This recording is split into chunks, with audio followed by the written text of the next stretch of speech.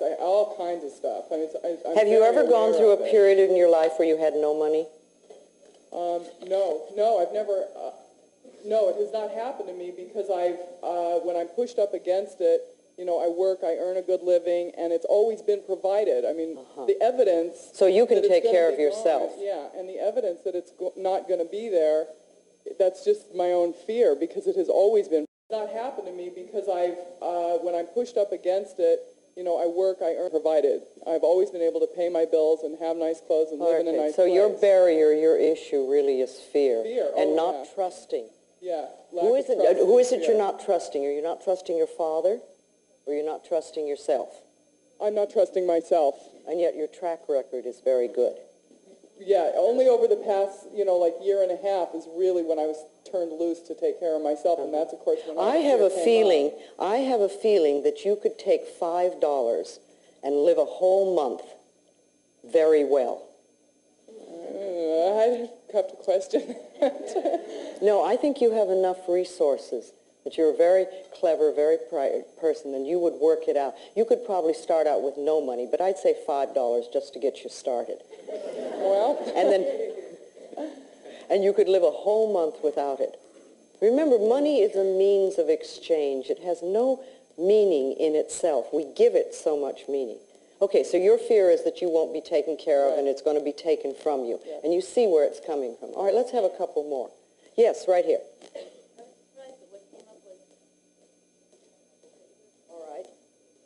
All right. She said that what came up for her that is starving, that you would starve. Right. Okay. Have you ever? No. Did your mother, your father, did they come from a space of that? Did they grow up in the Depression? They did, but I don't think either of them ever, no. I mean, I would have heard of it. Okay. All right. It's an old thing. Maybe you had. Maybe it's something that you heard very young as a child from your parents, and you've picked it up. So that's wonderful, because you see, when you do something in the mirror like this and a thought comes up, the good thing to do is to write it down. And if you're doing your affirmations in front of your mirror at home, always have a pad and a pencil with you and write down whatever that negative message is. And you don't even have to deal with it right then. But later on, you can sit down and maybe you'll have a list of them and say, wow, this is what I believe. No wonder I'm not having the prosperity that I want. You see, if we don't see what our negative messages are, it's very hard to change them. And what most of us do is when we hear or feel a negative message, we try to run from it. And we have all sorts of ways of doing that. I mean, people go to the extremes of drug and alcohol abuse and things like that. But there are lots of little ways that we run from our own barrier thoughts. And if we could, instead of that, accept them and examine them and turn them around, say, no, I don't want to believe that anymore. Remember, it's only a thought, and a thought can be changed. That's all we're dealing with, no matter how difficult it is. Feelings are thoughts in motion in the body. That's what they are. They have no entity of themselves. So we have a thought, we get a feeling, and then we get frightened of the feeling, or we try to run from it. But if we realize it's just the thought moving through our body, and the thought can be changed. So if you look at those things and you say, no, I don't want to do this anymore. I don't want to believe this. And yours just came up, but it's probably an old one there. And I don't want to feel that I'm going to lose money if I get it or something like that. I don't want to feel that I'm starving. I would rather choose to believe that I'm abundantly taken care of. I'm an extremely capable person. I can always create for myself, and I am always safe in the universe. Everything is supplied for me. We have to change these thoughts, and we must do them deliberately, because we're the people that are in charge. It's our minds. We think in our minds. Nobody else can do that. And we get the opportunity now of choosing what we want to think. When we were very little, we had a lot of stuff fed into us by our parents and other places around us. I mean, after all, we got it from relatives, we got it from neighbors, we got it from school, we got it from the church, we got it from television. All this stuff came in, and we're little, and we accept most of it. Very, very few small children really can say, no, that's nonsense, and I'm not going to believe that. Mostly children accept it and say, yes, yes, okay. But we're not little children now. We're adults, and we get to choose what we want to think. Only we have to look at what we are thinking at so we know what we need to change it to. Who else wants to share? Yes, right here. I've had a pretty good belief system in money, I think, most of the time. And after reading your book, it really helped me a lot.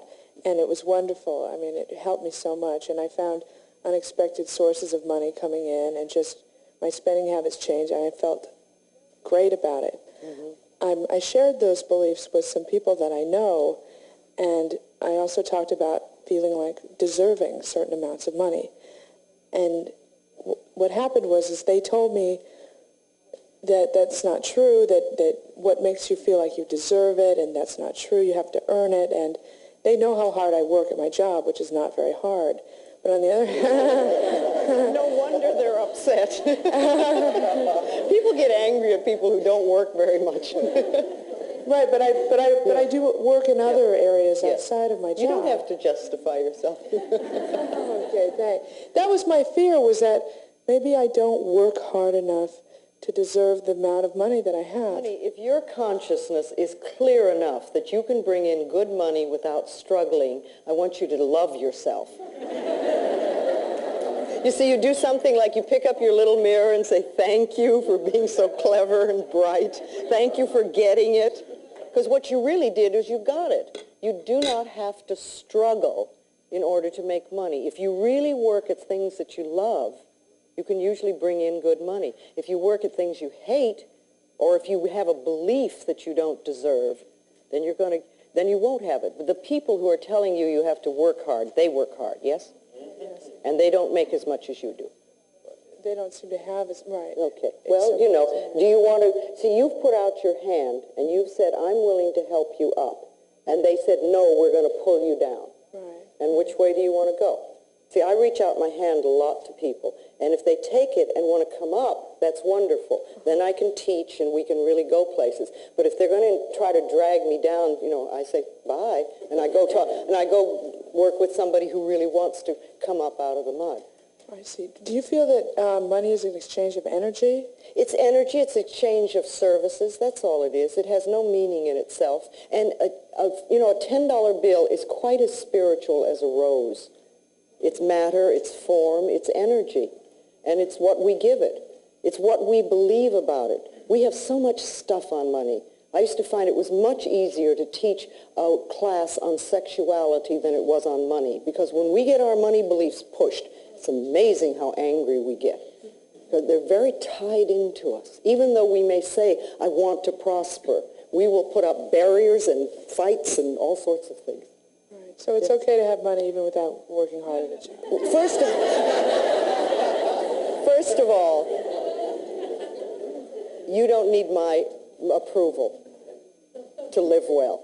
And what I believe really doesn't matter for you. If you've got it going so it works, enjoy it in any part of your life. You know, if your life is filled with love, don't listen to some miserable, lonely person tell you how to run your life. If your life is working well with money, don't let somebody whose life is not working with money tell you how to run it. And see, very often, remember, this happens with our parents, too. You know, we'll have a parent who really had a miserable life. They come from a difficult place, and their own life is miserable. And then they will tell you how to run your life. If you're going to listen to people, listen to the winners. Listen to people who know what they're doing. Listen to people who've proved what they're doing. All right. Yes, right here. It's coming forward. When I looked in the mirror, the answer was there won't be enough. But I think that comes from my parents. There never was enough money. But when you were growing up, there wasn't enough to take care of everything. Right. Okay. There was, but there wasn't. But the real problem is my uncle has loads of money, and he treated people very badly. So how do I reconcile Well, what difference does it make? There are people that are poor that treat people badly. It has nothing to do with money. Well, it does in my psyche, unfortunately. Now, the thing, you see, you said when you grew up there was never enough. Right. That doesn't mean there's not enough money. That only means that there wasn't enough money in your family. Right. But it has nothing to do with the abundance of money that's around. And your uncle as I said before, prosperity to me begins with feeling good about yourself. Because when you really feel good about yourself, you're prosperous, even if you don't have much money. So the people who are nasty and mean are always people who haven't the faintest idea of how to love themselves, and what they're doing is expressing their own pain. Oh. All right, let's talk a little bit more. Yes, all right, right back here. We're coming back and forth, and then Okay. Hi. When I looked in the mirror and said that, I thought I felt kind of insecure and sort of afraid because I did inherit some money. My father died last year, and I've been finding myself like trying to give it to people. Okay. And I mean, I gave my mother $2,000. I gave my sister $1,000. I What asked. do you give yourself? I kept some money for myself, and but it's just I think it's a fear. Like, I don't deserve it, and I'm not good enough to have this. Well, you may have some guilt about your father, too, and feeling that you're getting money from him when perhaps there were things you needed to clean up with him, and you didn't get a chance to. So it's like, I don't deserve it, and I better get rid of it. Yeah. But while you're going through those feelings, I would suggest that you put it in a bank account or a CD. But put it in a year CD. I did put it and make it sit CD. there for a year while you work through your stuff. Right. And then when you've worked through your stuff, you can go and get the money and enjoy it.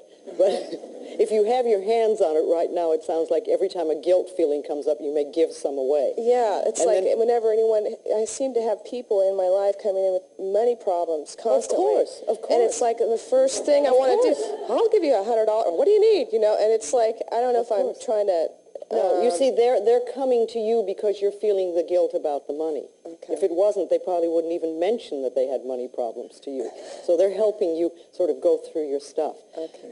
You need to begin to realize what you deserve. If you have any stuff with your father, do a meditation in your mind and forgive him or forgive yourself and have a talk to him so that you can clean things up. Tell him you love him and get it cleaned up in your mind, so that that can be taken care of. Then you can then move from that step into deserving for yourself, that you deserve, and that remember, money problems or lack or having money is by right of consciousness. It's what we believe we deserve. And giving somebody money does not solve their problems, ever. Because then they just recreate. The best thing you can do for people who are having money problems is to teach them how to create it in consciousness, because then that's lasting.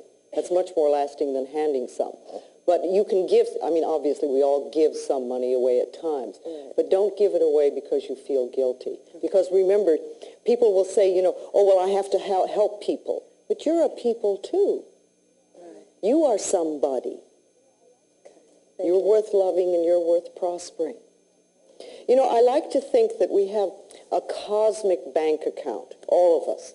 It's like a cosmic bank account. And we can put in deposits of affirmations, of positive thoughts, of believing we deserve.